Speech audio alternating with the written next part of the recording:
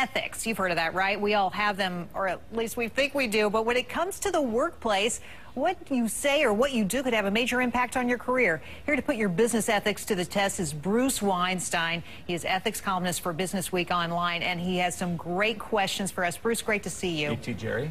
All right, I'm going to read the question. All right. I'm going to tell you what I think, and okay. then you can tell me where I don't have ethics, okay? Maybe you got them all right. Who knows? All right, number one. Okay. Someone you've just hired seems to be attracted to you, and you're attracted to them. Both of you are single. Would you, A, ask them out on a date, B, have only a professional relationship, C, ask the person if your intuition is correct, and if it is, discreetly pursue a romantic relationship?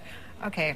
So, Bruce, I have to tell you, everybody dates people in the workplace, but everything's different, I think, if it's your boss or someone who's working for you. Well, just because everyone does it doesn't make it right? Well, wait a minute before you go there. I think the choice that I would make is not even in those choices. I would say, wait it out. If it's that important to you, maybe you change places in the organization so that you can date that person. That probably is the best way to go. Of the three choices, though, the right one to do is B, have a professional relationship only. Because let's face it, most relationships don't work out. How many people do you know who are married or in a relationship to the very first person they ever dated? No. So when this relationship fizzles at work, you're going to feel uncomfortable, the other person is going to feel uncomfortable, and one or both of you may have to go because the company their reputation is at risk, and your obligation to clients may be hurt. Well, and especially because it's employee-employer, the direct report relationship, that makes it more complicated. Well, and it also opens the door to sexual harassment if there's an imbalance of power. Maybe a lawsuit. So there are legal as well as ethical issues potentially.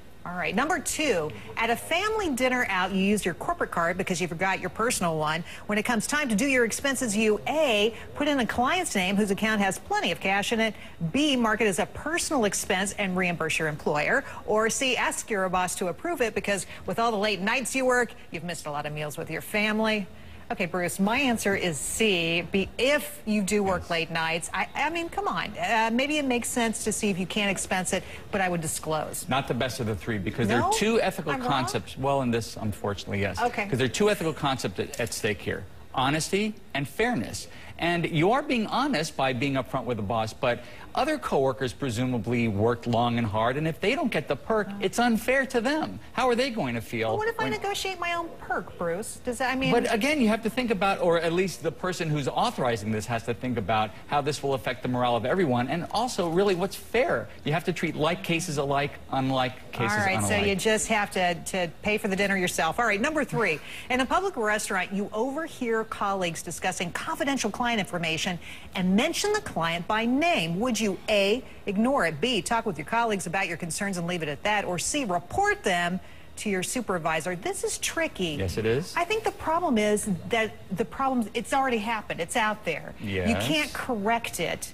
I don't want to go to the boss because I don't want to tell on them. But can't you prevent future occurrences if these folks were to have such a... I would talk to them. That's right. Talk with them and leave it at that. Because if you do nothing, as Edmund Burke said, all that is necessary for evil to flourish is for good people to do nothing. So it allows a problematic situation to continue. And if you blow the whistle, that's probably too harsh a response. Unless your company requires you to inform them, talking with them in most cases will take care of the problem. Just bringing it to their attention is enough to put an end to it.